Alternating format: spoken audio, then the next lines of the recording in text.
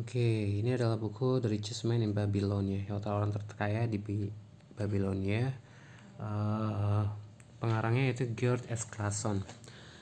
Baik, untuk bab 1 dan bab 2 ini tentang eh, si Kobi sama Bansir ya. Ada nama orang namanya Kobi dan Bansir.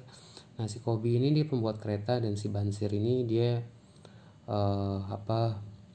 kerjanya itu sebagai musisi ya, musisi jalanan.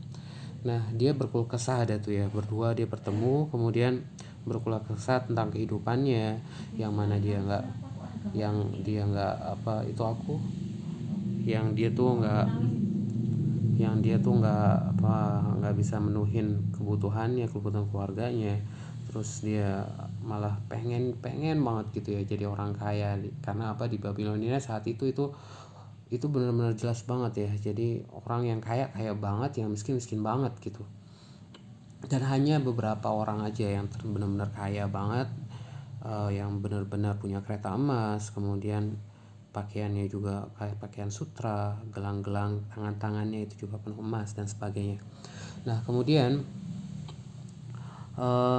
si Kobi sama Bansir ini dia teringat gitu ya, ada satu teman kecilnya namanya itu Arkad. Nah, Arkad ini saat itu benar-benar kaya banget, dan dia punya emas yang cukup ya untuk keluarganya. Kemudian dia juga minjem-minjemin uang. Dia jadi kayak semacam bank gitulah ya kan saat ini. Jadi ada, kalau orang itu butuh modal atau butuh sesuatu untuk usahanya supaya berkembang, dia minjemnya sama Arkad gitu. Nah, kemudian si Bansir sama si Kobi itu pengen banget ketemu sama si Arkad. Dia mau minta kasih tahu sebenarnya sih apa sih yang bikin kamu kaya gitu ya. Padahal dulu kita main bareng-bareng, sekolah bareng-bareng, dan ketika kamu sekolah juga nggak lebih pintar daripada kami gitu ya. Dia bilang gitu kan ke Arkad. Dan kalau untuk masalah kerja kami juga nggak sama juga gitu ya dengan kamu, tapi kenapa kamu bisa kaya kaya banget gitu sampai saat ini. Nah, kemudian si Arkad tuh bilang gini ke si Kobi, bila selama ini kalian tidak mendapatkan lebih dari sekedar cukup untuk bertahan hidup, itu karena kalian telah gagal dalam mempelajari ini dia hukum-hukum yang mengatur tumbuh dan berkembangnya kekayaan, atau karena kalian tidak memperhatikan hukum-hukum itu. Dia bilang gitu.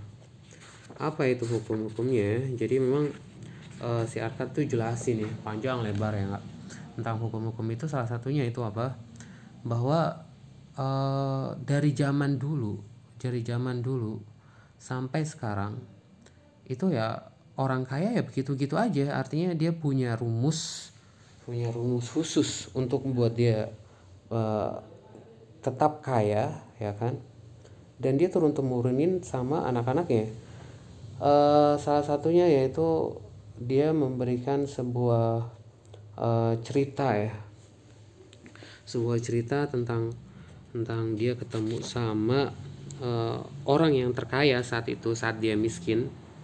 Jadi si Arkad ini dulunya dia sebagai pencatat dan nulis-nulis di tembikar gitu ya kan. Kemudian jadi dia dia sebagai sebagai karyawan lah ya di perpustakaan. Nah, ini si Arkad ini tuannya itu namanya siapa nih, dia bilang Algamis ya. Nah, dia bilang gini, beritahu aku bagaimana aku juga bisa menjadi kaya, maka aku akan mengukir batu tulis ini sepanjang malam, sehingga ketika mentari terbit esok hari, salinan ini pasti sudah selesai gitu ya. Dia bilang, si Arkad bilang gitu sama si Algamisnya. Kemudian ya udah, oke, nggak ada masalah, ya udah selesain aja dulu semuanya, tapi ya oke, dibilang gitu kan. Nah, kemudian ketika pagi harinya si Algamis tuh bilang, gimana, udah selesai? Iya, udah selesai. Oke, saya akan memberitahumu apa yang membuat aku lebih kaya dibandingkan orang-orang saat ini. Dia bilang gitu. Nah, kemudian dia ngomong,